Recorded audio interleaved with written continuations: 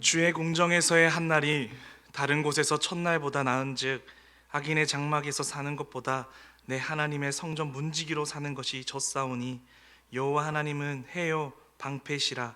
여호와는 은혜와 영화를 주시며 정직하게 행하는 자에게 좋은 것을 아끼지 아니할 것임이니이다.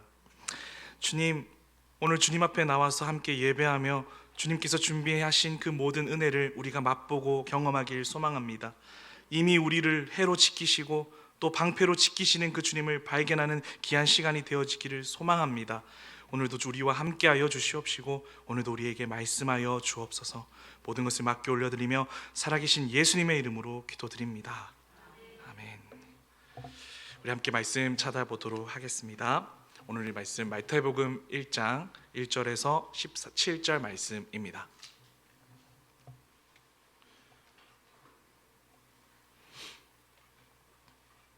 우리 함께 봉독하도록 하시겠습니다. 저부터 읽도록 하겠습니다. 아브라함과 다윗의 자손 예수 그리스도의 계보라. 아브라함이 이삭을 낳고 이삭은 야곱을 낳고 야곱은 유다와 그의 형제들을 낳고 유다는 다말에게서 베레스와 세라를 낳고 베레스는 헤브론을 낳고 헤브론은 람을 낳고 람은 아미나답을 낳고 아미나답은 나손을 낳고 나손은 살몬을 낳고 살몬은 라합에게서 보아스를 낳고 보아스는 룻에게서 오벳을 낳고 오벳은 이새를 낳고 이새는 다윗 왕을 낳으니라. 다윗은 우리아의 아내에게서 솔로몬을 낳고 솔로몬은 르호보암을 낳고 르호보암은 아비야를 낳고 아비야는 아사를 낳고 아사는 여호사밧을 낳고 여호사밧은 요람을 낳고 요람은 우시아를 낳고 우시아는 요담을 낳고 요담은 아하스를 낳고 아하스는 히스기야를 낳고 히스기야는 므낫세를 낳고 므낫세는 아몬을 낳고 아몬은 요시야를 낳고 바벨론으로 사로잡혀 갈 때에 요시아는 여고야와 그의 형제들을 낳으리니라. 바벨론으로 사로잡혀간 후에 여고냐는 스알디엘을 낳고 스알디엘은 수룹바벨을 낳고 수룹바벳은 아비우스를 낳고 아비우스는 엘리야김을 낳고 엘리야김은 아소르를 낳고 아소르는 사독을 낳고 사독은 아킴을 낳고 아킴은 엘리우스를 낳고 엘리우스는 엘르아사를 낳고 엘르아사는 mat단을 낳고 mat단은 야곱을 낳고 야곱은 마리아의 남편 요셉을 낳았으니 마리아에게서 그리스도라 칭하는 예수가 나시니라. 함께 읽겠습니다. 그런즉 모든 대수가 아브라함부터 다윗까지 14대요 다윗부터 바벨론으로 사로잡혀 갈 때까지 14대요 바벨론으로 사로잡혀간 후부터 그리스도까지 14대더라. 아멘. 반갑습니다. 네, 오래간만에 우리 귀한 성도님들 앞에서 이렇게 말씀을 전하게 됐는데요. 하나님의 은혜가 가득하기를 소망합니다. 아멘. 네. 성경에는요, 하나님과 깊은 관계를 맺고 있는 사람들이 많이 등장합니다. 하나님과 온전한 관계를 맺으면서 하나님으로 만족하고 그 하나님이 주시는 것들을 먹고 경험하는 사람들이 정말로 많이 등장하는 것 같습니다. 이해할 수 없는 고통과 절망 속에서도 하나님께서 주시는 은혜를 먹으며 그분과 온전한 관계를 맺어가면서 오히려 그런 어려운 상황 속에서도 평강을 누리면서 나아가는 우리 그런 성경의 인물들이 등장하는 것 같습니다. 성경뿐만 아니라 우리의 삶 속에서도 그런 사람들이 있는 것 같습니다. 예상치 못한 상황에서도 가장 소중한 것을 잃어버리거나 떠나보려는 할 때 그 믿음을 지키며 오히려 많은 사람들에게 선한 영향력을 끼쳐 보이는 그렇게 살아가는 믿음의 크리스찬들이 많이 있는 것 같습니다. 그들은 하나님과 깊은 관계를 맺고 있으며 하나님을 통해서 세상이 줄 수 없는 차원이 다른 위로와 안식을 누리면서 나아가는 것 같습니다. 우리가 이제 내일부터 살펴보게 될 이 매일 성경 큐티 말씀이 이 마태복음을 기록했던 이 마태도 하나님과 바른 관계가 맺어 있다라고 저는 생각해 보게 됩니다. 이 사람이 이제 예수 그리스도에 대해서 이제 소개를 시작하는 데 있습니다. 이 사람이 이 마태복음을 누구에게 들려주기 위해서 썼을까요? 마태, 마가, 누가, 요한복음은 이 네 개의 복음서는 각각의 관점에서 따라 예수님을 소개하면서 접근하면서 이야기합니다. 왜냐하면 사복음서는 읽는 독자가 다 다르기 때문에 그들의 관점들이 다 다르게 소개하는 겁니다. 특히 마태복음의 경우는 이미 그리스도를 알고 있는 유대인들에게 그 대상을 위해서 쓴 말씀이라고 여러분 생각하시면 되겠습니다. 마태는 유대인들을 향하여 오랫동안 기다려왔던 예수 그리스도에 대해서 자신 있게 선포합니다. 그 선포의 첫 막이 바로 저와 여러분이 읽었던 예수님의 족보로 시작됩니다. 족보는 보통 큐티를 하거나 말씀을 묵상할 때 뛰어넘고 싶은 구절 중에 하나입니다. 최근 제가 민수기를 우리 중등부 아이들과 또 선생님들과 함께 큐티를 하는데 청년 선생님 한 분이 저에게 잔뜩 화가 나서 이렇게 이야기를 하더라고요. 짜증을 내면서 도통 무슨 말인지 모르겠어요. 누가 뭐라고 뭐가 되고 누구를 무엇으로 삼고 이 누구를 어디에 세우고 뭘 하게끔 하고 하는 이런 것이 계속 이틀 연속 계속 나오니까 도통 뭘 말하는지 모르겠어요 하면서 저에게 하소연한 적이 있는데, 이처럼 말씀에 이렇게 좀 생략하고 싶은, 빨리 넘어갔으면 하는 스토리가 있는 것처럼 이 족보도 좀 그러한 것 같습니다. 창세기 족보도 그러한데 그 외에 이렇게 간단히 나와 있는 족보를 보면 이것이 나에게 무슨 의미가 있는가, 이것이 나에게 무슨 상관이 있는가라고 답답해하면서 넘겨보고 싶을 때가 많은 것 같습니다. 지금 족보에는요, 구약 말라기의 마지막에 말라기 선지자의 메시지가 선포되고 난 후 한 400년 동안의 침묵과 어두움을 깨고 첫 예수 그리스도에 대한 복음의 메시지를 선포하는데 이 마태 저자가 족보로 이야기를 하고 있다라는 겁니다. 이렇게 오랜 침묵과 깊은 어둠 속에서 오랜 긴 시간을 뚫고 하고 싶은 얘기가 정말 많을 건데 첫 이야기가 다른 게 아니라 족보로 시작한다라는 것입니다. 도대체 무엇을 의미하고 있는 걸까요? 오늘 마태 저자는 우리에게 두 가지 메시지를 준다고 저는 생각해 봤습니다. 그래서 함께 우리 첫 번째 우리 마태가 말하는 그 족보의 특징을 함께 우리 찾아보려고 합니다. 우리 1번 함께 다 같이 읽어볼까요? 한 목소리 읽어보겠습니다. 하나님의 약속을 반드시 이루어 주심. 네, 하나님의 약속은 반드시 이루어진다라는 말씀입니다. 우리 오늘 읽었던 1절 말씀을 함께 다시 한 번 더 읽어볼까요? 한 목소리 읽겠습니다. 시작. 아브라함과 다윗의 자손 예수 그리스도의 계보라. 우리 17절도 한 목소리로 읽어봤으면 좋겠습니다. 그런즉 모든 대수가 아브라함부터 다윗까지 연례되어 다윗부터 바벨론으로 사로잡혀 갈 때까지 연례되어 바벨론으로부터 사로잡혀 간 후부터 그리스도까지 연례더라. 네, 이스라엘 역사가 총 세 가지로 구분되어져 있는 것 같습니다. 연례대, 연례대, 연례대. 아브라함부터 다윗 때까지가 첫 번째 연례도로 해서 이스라엘의 역사의 태동기를 말해주고 있는 것 같고요. 두 번째 연례대는 다윗으로부터 바벨론까지의 이스라엘의 전성기와 쇠퇴기, 그것이 두 번째 연례대로 표현되고 있고요. 마지막 연례대는 바벨론 포로 이후부터 예수님께서 회복시키시는 그까지 연례대로 나타나고 있습니다. 마태는 지금 연례대라는 이 숫자, 이 14라는 숫자의 포커스에 맞춰서 우리에게 설명해 주는 것 같습니다. 14가 도대체 의미하는 숫자가 뭘까 하면 고민하면서 찾아봤는데요, 사실 이스라엘의 역사로 제대로 따져보면 이 연례대보다는 조금 더 많은 사람들이 있었습니다. 상세하게 찾아보면요. 근데 마태는 의도적으로 연례대로 맞추고 있다라는 거죠. 의도가 있다라는 거죠. 유대인들에게 어떠한 한 인물을 이름으로 히브리어로 기록할 때 히브리어는 모음이 없기 때문에 자음만 있어서 자음마다 어떤 숫자와 매칭할 수 있는 것이, 연결되는 것이 있다라고 하더라고요. 그래서 우리가 우리말로 표현하자면 기역은 1이고 니은은 2고 디귿은 3으로 이렇게 연결되어질 수 있다라는 문화가 있다라는 겁니다. 그런데 여기서 다윗이라는 이 단어, 이 이름을 숫자로 표현해서 그 숫자를 합해서 이야기를 하면 14라고 표현이 된다라는 겁니다. 그래서 곧 14를 세 번이나 강조하면서 그 족보에서 이야기하고 있는 초점은 바로 다윗에게 맞춰져 있다라는 거더라고요. 그리고 동시에 성경은 완전수를 우리 너무나도 잘 알고 있지 않습니까? 완전수가 7인데 그 7을 두 번이나 더해서 완전하고 완전하다라는 것을 반복해서 이야기해주고 있는 것입니다. 그래서 14대 14대 14대 이 14번에 이야기하는 것은 완전하고 아주 완벽한 것이라 라고 말씀해주고 있는 겁니다. 지금 마태복음은 첫 시작을 유대인들에게 전하는 복음의 메시지를 이 첫 시작 다윗으로부터 시작해서 족보를 보여주고 있다라는 것입니다. 너희들이 그렇게 존경하고 그렇게 좋아하고 그렇게 동경하는 그 다윗의 그 완전한 사람의 족보다 라고 알려주고 있는 거죠. 그리고 그 완전한 그 족보는 정말 완전하고 완전한 예수 그리스도로 나아가고 있다라고 강조하고 있는 부분이라는 것입니다. 왜 다윗을 이렇게 강조했을까요? 그 실마리는 사무엘하 7장 12절 16절에서 나와 있는데 이것을 다윗의 언약이라고 합니다. 우리 함께 한 목소리로 읽어볼까요? 여러분들 목소리로 읽어주시면 감사하겠습니다. 사무엘하 7장 12절입니다.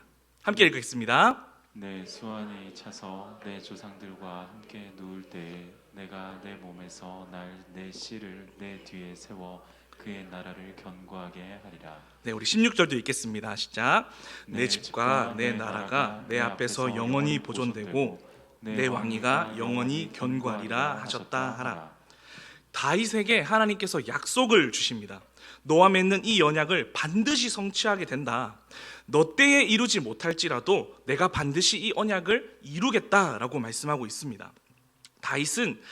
다윗의 언약은 이 유대인들은 이미 모두 너무 잘 기억하고 있는 외우는 이야기였습니다. 유대인들은 평생 그 메시아를 기다리면서 살아왔기 때문입니다. 마태가 지금 이 족보의 메시지를 통해서 하고 싶은 메시지는 딱 하나입니다. 1000년이 지나도 몇백 년이 지나도 하나님은 다윗과 맺은 이 언약을 잊어버리지 않으시고 반드시 성취해 주시는 분이다라는 것입니다. 1000년의 시간이 지나도 우리의 삶에 주시는 그 하나님의 말씀은 반드시 이루어 나가신다라는 것을 말씀하고 있는 것입니다. 사랑하는 우리 중등부라고 얘기가 나올 뻔했습니다. 우리 아름빛 교회 성도 여러분, 네, 너무 습관이 돼가지고 우리 이 족보를 보면서 우리에게도 주셨던 하나님의 메시지가 말씀이 있었다라는 것을 느낄 때가 있는 것 같습니다.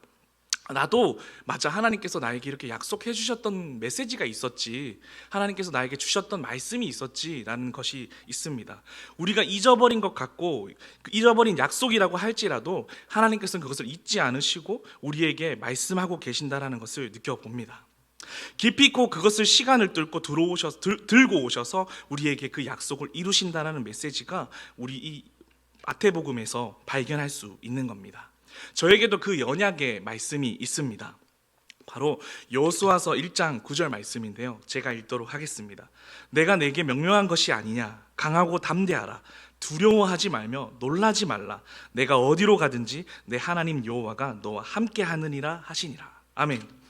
제가 군대를 가던 당시에 하나님께서 저에게 큰 감동으로 주셨던 말씀입니다.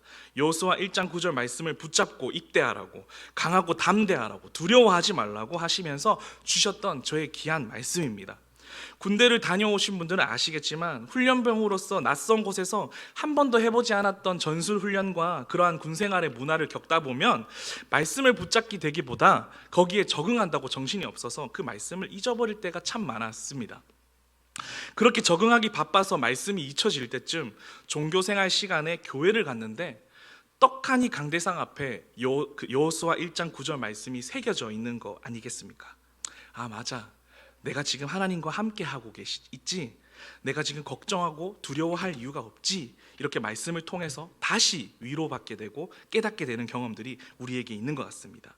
저의 인생 고비고비마다 이 언약의 말씀이 제 인생을 신실하게 견인하며 나아갔습니다. 우리 이 시간 수요 기도에 이렇게 함께 나와서 함께 기도하시는 귀한 성도님들에게도 하나님의 약속의 말씀, 여러분들 마음 가운데 새겨졌었던 말씀, 지금은 조금 잃어버렸던 말씀이 분명히 마음 가운데 있으리라 생각이 듭니다. 다만 우리가 잊고 살았을 뿐입니다. 다만 우리가 이 약속의 말씀이 내 인생에서 성취되지 않았다는 것에 대한 내 마음 가운데 실패감, 그런 감정만 있었을 뿐입니다. 그냥 느낌이었을 뿐인 거죠. 최근에 제가 정말 실패감을 맛보면서 너무나도 가슴 아팠던 최근 일이 있었습니다. 바로 제가 최근에 코로나에 걸려서 송구영신 예배와 새해 첫 주일 예배를 우리 아름빛 교회 성도님들과 함께 예배드리지 못했던 그 감정이 정말로 큰 실패감으로 다가왔습니다. 하나님 나한테 왜 이러시나? 하나님 나를 싫어하시나? 도무지 이해가 안 되는 겁니다. 하물며 제가 이렇게까지 생각했습니다. 하나님 나를 버리셨나? 이 생각까지 하게 됐어요. 아니, 여러분 생각해 보세요. 아름빛 교회가 이제 첫 예배를 드리던 그 4월 17일에도 코로나가 걸려가지고 그렇게 기다렸던 그 분리개척의 첫 예배를, 이 영광스러운 예배를 함께 드리지 못했는데, 그러면서도 이제 그 당시에는 꾸역꾸역 그래 하나님 뜻이 있겠지, 하나님께서, 나는 하나님을 다 이해할 수 없으니까 하나님께서 계획하시는 것이 있을 거야 하면서 꾸역꾸역 그것을 삼키면서 일어났습니다. 그런데 22년을 마지막으로 마무리하는 그 예배 또한, 그리고 23년을 새롭게 출발하는 그 첫 예배 또한 하나님께서 허락하지 않는 것을 보면서 이전에 삼켰던 그 억울함이 배가 되어서 속상함으로 나오더라고요. 그래서 그래도 집에서 예배 드리려고 노력했습니다. 그래도 내가 이해하지 못하는 부분이 분명히 있을 거야, 하나님이 뜻이 있을 거야 라고 생각하면서 갑자기 주어진 그 일주일의 격리를 휴가라고 생각하면서 중등부 수련회를 준비하자, 이제 곧 있으면 중등부 겨울 수련회니까 하나님께서 전해주고 싶은 말씀을 내가 받자라고 이렇게 준비를 했습니다. 웬걸, 아무리 말씀을 봐도, 아무리 책을 봐도 마음의 섭섭함이 사라지지 않는 겁니다. 아무런 감동과 은혜가 없는 겁니다. 하나님이 저에게 왜 이렇게 멀리 계시는 것처럼 느껴지는지 모르겠다라는 것입니다. 하나님이 저를 보지 않고 계신다라는 그 느낌이 계속 제 마음에 들고, 심하게는 하나님이 아름빛 교회의 교육자로 저를 인정하지 않으신 건가라는 생각까지 들 정도로 큰 실패감을 경험하면서 있었습니다. 너무 답답하고 힘들었습니다. 하지만 교육자니까 괜찮은 척하고 있었습니다. 그런데 대반전의 사건이 있었습니다. 격리가 풀리는 그 주에 금요 기도였습니다. 담임 목사님께서 시편 6편의 말씀으로 전하시는데 제가 한번 읽도록 하겠습니다. 여호와여, 주의 분노로 나를 책망하지 마시오며 주의 진노로 나를 징계하지 마옵소서. 여호와여, 내가 수척하였사오니 내게 은혜를 베푸소서. 여호와여, 나의 뼈가 떨리오니 나를 고치소서. 나의 영혼도 매우 떨리나이다. 여호와여, 어느 때까지니까? 여호와여, 돌아와 나의 영혼을 건지시며 주의 사랑으로 나를 구원하소서. 여호와여, 돌아와라는 그 고백이 정말 저의 고백이더라고요. 어찌나 눈물이 났던지 참았던 눈물에 그 하나님께 섭섭했던 그 감정이 쏟아지면서 펑펑 울면서 하나님께 저를 건져주세요, 저를 사랑하여 주세요 하면서 펑펑 울면서 기도했습니다. 어찌나 통곡하면서 울었던지 제 앞에 앉아 계시던 찬양팀 집사님께서 나중에 이렇게 말씀을 하셨다고 하더라고요. 담 전사님이 우는 소리가 너무 커서 담 전사님을 위해서 기도할 수밖에 없었어요. 그렇게 울면서 기도하는데 제 마음이 어떻게 됐을까요? 이해할 수 없는 평강이 저에게 찾아오는 겁니다. 하나님께서 저에게 돌아오셔서 얼굴을 보이시면서 저에게 믿음을 회복해 하시는 겁니다. 그러면서 하나님의 그 약속의 말씀이 다시 붙잡게 되고 기억하게 된다라는 것입니다. 목사님이 그때 예화에서 말씀하신 것처럼 그 어두운 화장실에 혼자 있던 그 지혁이가 무서워서 엄마 외칠 때 나 여기 있어 라고 달려와 주신 그 사모님의 그 예화처럼 우리 하나님께서도 멀리 계신 줄 알았는데 제 목소리를 귀담아 들으시고 저에게 달려와서 얼굴을 보여주시는 그 하나님의 은혜와 평강이 저에게 느껴지고 누려지는 것이었습니다. 깊은 침묵과 깊은 실패감, 깊은 좌절은 저의 감정일 뿐이었습니다.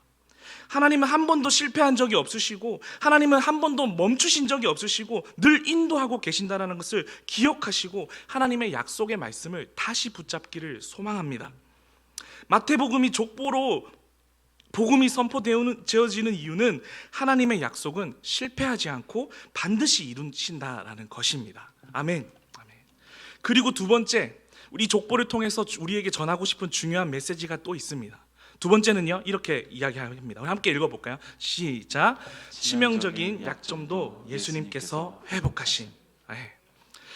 3절과 6절까지 말씀을 우리 여러분들 목소리로 한번 읽어봐 주셨으면 감사하겠습니다. 우리 3절부터 6절 함께 읽겠습니다. 시작. 유다는 다말에게서 베레스와 세라를 낳고 베레스는 헤스론을 낳고 헤스론은 람을 낳고 람은 아미나답을 낳고 아미나답은 나손을 낳고 나손은 살몬을 낳고 살몬은 라합에게서 보아스를 낳고 보아스는 룻에게서 오벳을 낳고 오벳은 이새를 낳고 이새는 다윗 왕을 낳으리라. 다윗은 우리아의 아내에서 솔로몬을 낳고. 아멘. 만약에 여러분들이 족보를 써본다라고 생각을 가정한다면 다윗이든지 아브라함이든지 정말 유력한 사람들을 기록해야 더 예수님의 족보가 더 드러나고 더 좋다라고 생각하지 않겠습니까? 그런데 오늘 이 예수님의 족보에는요 5명의 여인이 등장합니다. 사라와 같은 우리가 잘 알고 있는 믿음의 조상의 아내라고 이야기가 되어져 있는 것이 아니라 정말 말도 안 되는 여인들이 등장합니다.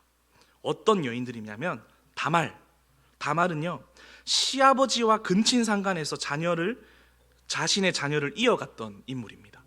그리고 라합, 이스라엘 백성이 여리고성에 들어가기 전에 내통했던 기생 출신의 여인이었습니다. 그리고 마리아, 남자와 동침하기 전에 아들을 낳았던 여인이죠.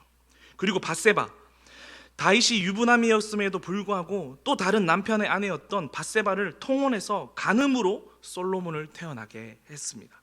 룻, 이스라엘 백성이 아닌 이방 여인이었습니다. 이 5명의 이름을 사실 유대인들에게 있어서는 넣고 싶지 않은 수치스러운 이름이었을지 모르겠습니다. 하지만 오늘 이 족보는 이 치명적인 실수들과 연약함을 보였던 이 5명의 여인들을 더 의도적으로 상세히 이야기하고 있습니다. 마리아가 성령으로 잉태되었다고 할지라도 사람들이 그것을 믿어주지 않으면 어떻게 되겠습니까? 신명기 22장에는요 남자와 잠자리를 동침하지 않고 출산하게 되면 돌로 쳐 죽이는 그런 율법도 있었습니다. 지금 이 예수님의 족보에 올라갔던 이 5 여인은 성적으로도 부도덕하거나 유대인들의 관점에서는 은혜에서 배제되어야 하는 사람들이었습니다. 정말 막장 드라마에서나 나올 법한 그런 부끄러운 사건들입니다. 마태는 왜 예수님의 족보에 이 여인들을 상세하게 기록하고 있을까요? 마태는 어쩌면 예수님의 구원 사역은 아무리 인간의 연약하고 비천하고 부족하고 수치스러운 자리에 있어도 우리의 연약함과 죄에도 불구하고 하나님의 뜻은 꺾이지 않는다라는 것을 말하고 싶어 하는 것은 아닐까요?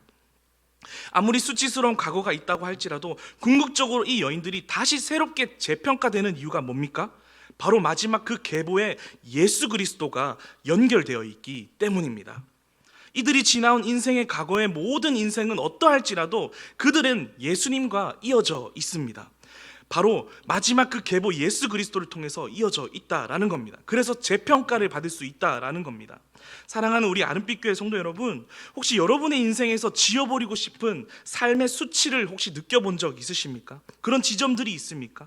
남들에게 말하면 도저히 용납받을 수 없는 나의 더러운 수치스러운 것을 경험해 본 적 있으십니까? 그러나 오늘 마태복음 1장은요 복음의 족보에서 이렇게 이야기합니다. 하나도 중요하지 않다. 하나도 중요하지 않다. 그 마지막 인생의 결론에 무엇이 연결되어 있는가? 예수님과 연결되어 있으면 그것이 가장 중요하다라고 말씀하는 것 같습니다. 산산이 깨져 있는 우리의 인생을 누가 회복시켜 주십니까? 오늘 이 족보에 나오는 예수 그리스도에게 접붙집화되어 있는 인생은요 고린도후서 5장 17절 말씀처럼 그런즉 누구든지 그리스도 안에 있으면 새로운 피조물이라 이전 것은 지나갔으니 보라 새 것이 되었도다. 아무리 수치스러운 계보 끝에 서 있다고 할지라도 그 인생의 결론이 예수님께 붙잡혀 있다면 유대인들아 보아라, 그들의 인생이 어떻게 됐는지 보아라 라고 말씀하고 있는 것입니다.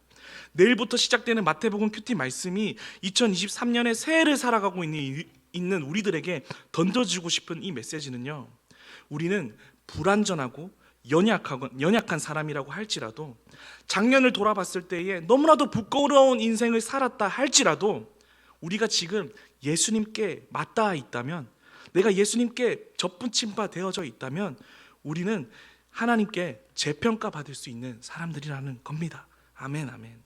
하나님께서 우리에게 새로운 은혜를 부어주실 줄 믿습니다. 아멘. 한 가지만 더 말씀드리고 말씀의 결론을 맺겠습니다. 오늘 족보 구조의 1절과 17절은요 히브리 문학 기법 중에 수미상관법이라는 것으로 기록되어 있더라고요. 처음과 끝을 의도적으로 문학적으로 맞춰져 있다라는 것입니다.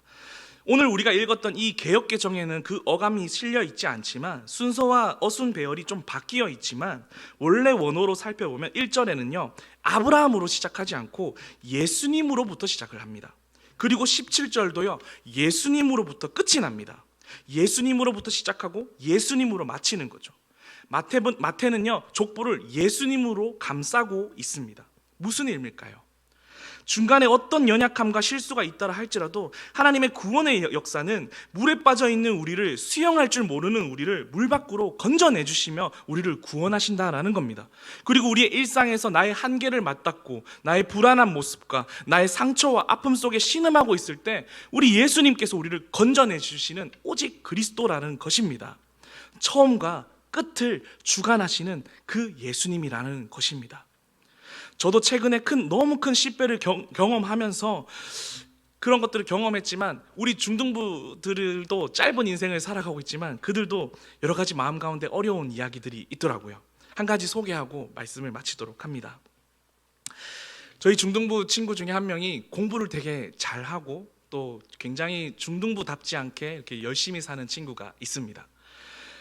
굉장히 이성적인 친구인데 중등부 예배를 통해서 하나님을 조금씩 알게 되고 또 천천히 배워나가고 있는 참 예쁜 친구입니다.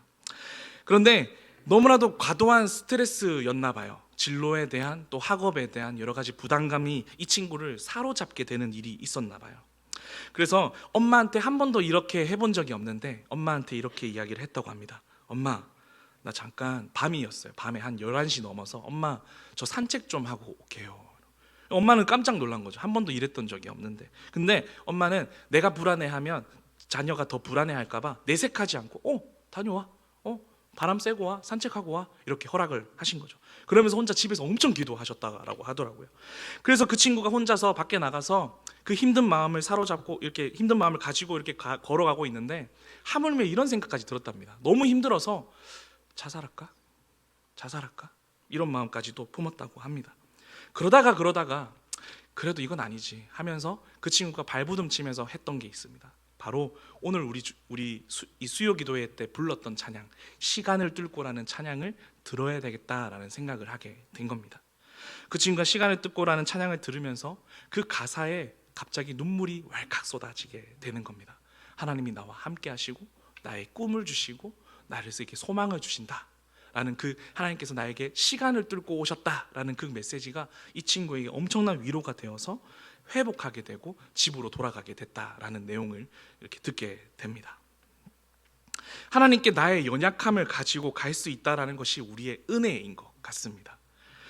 우리가 인생을 살아가면서 감정의 환경의 실패를 맛보며 나의 인생은 왜 이렇게 불행할까라는 질문에, 그 질문에 왜 이렇게 불행할까라는 질문에 정답이 무엇이겠습니까? 우리 안에 예수님이 없기 때문일 것 같습니다. 그러나 우리의 감정과 상관없이 우리 하나님은요, 우리와 함께하고 계십니다. 삶의 모든 내용이 나로 시작해서 나로 끝나는 인생이다 보니 나를 마주할 때 실망하게 되고 나를 마주할 때 절망하게 되는 거 아닙니까? 그러나 오늘 마태복음은 이렇게 얘기합니다. 시작도 예수고 끝도 예수다. 그 예수님께서 나를 위해 시간을 뚫고 오셨다.